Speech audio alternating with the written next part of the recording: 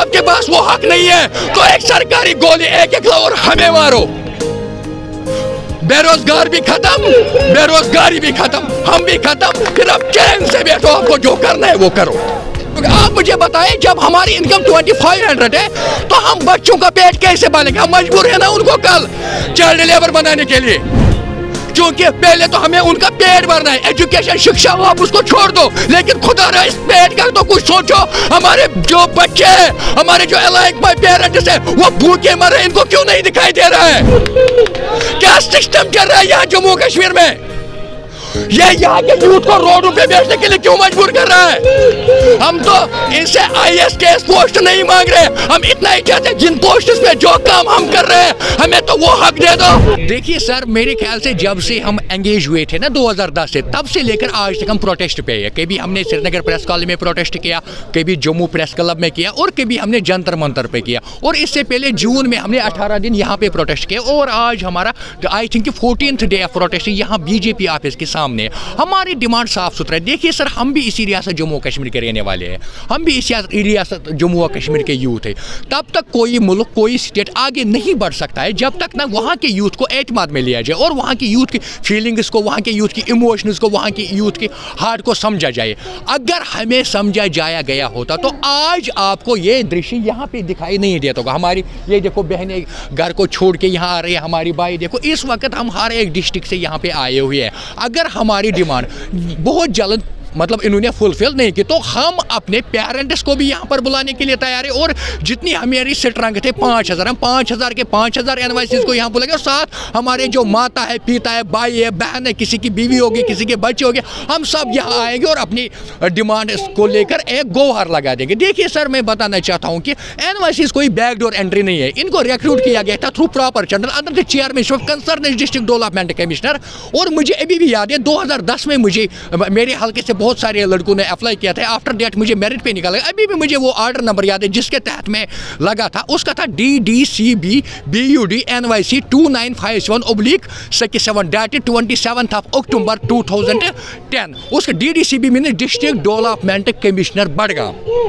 जो हमारी सिलेक्शन हुई थी वो प्रॉपर चला, उसके बाद हमें डिफरेंट डिपार्टमेंट लगाया गया, और वक्तन फ़ौक्तन हमें ड्यूटी आश्वासन दिए गए, कुछ कैबिनेट ऑर्डर्स भी हमारे फेवर में किए गए, लेकिन उनको अमलाया नहीं गया। अब हम आपकी चैनल के माध्यम से ये कहना चाहते हैं, हम जो यूथ है ना, ये बहुत बड़ा पढ़ा लिखा यूथ है, और पिछले 13 सालों से गवर्नमेंट डिपार्टमेंट में काम कर रहे हैं, एक्सपीरियंस्ड यूथ है, 16 डिपार्टमेंट्स को चला रहे हैं। हम तो अपना खून यहाँ दे रहे हैं, हम तो अपना वक्त दे रहे हैं। आपको भी फर्ज बनता है कि आप हमारी फीलिंग्स को, आप हमारी इमोशंस को समझे।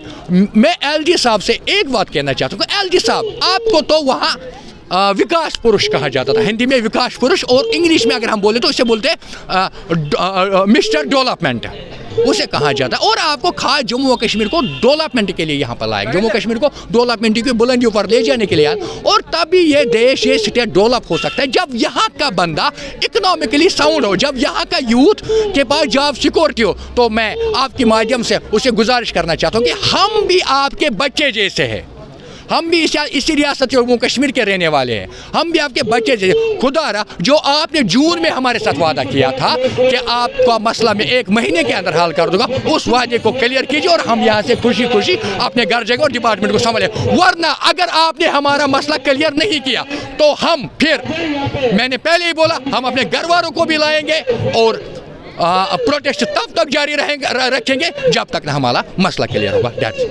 Sir, it is really injustice with the highly qualified youth of Jammu and Kashmir. Tell me one thing, how can we manage daily needs when our income is only 2.5K? That means 83 rupees per day. 83. Once again, I want to say in front of media, our income is 83 rupees per day. In the year of 2023, 83 rupees, less than 1700. Tell me sir, how can I manage? मैं उन 83 rupees से क्या करूं? मैं अपने लिए कुछ करूं, अपने बच्चों के लिए कुछ करूं, अपने माता पिता के लिए कुछ करूं, या उन 83 रुपीस में मैं अपना किराया का इंतजाम करूं? देखिए सर, 1948 में एक एक्ट लाया गया था, मिनिमम वेजेस एक्ट।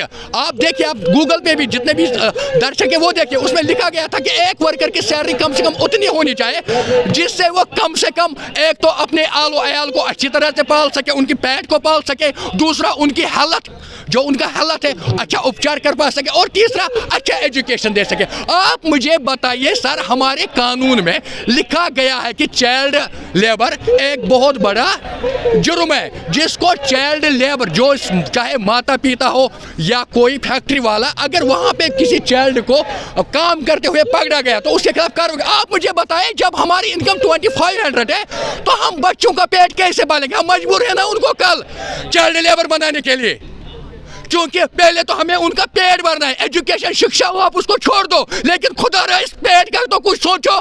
हमारे जो बच्चे हैं, हमारे जो अलाइक बाय पेरेंट्स है, वो भूखे मर रहे हैं, इनको क्यों नहीं दिखाई दे रहा है?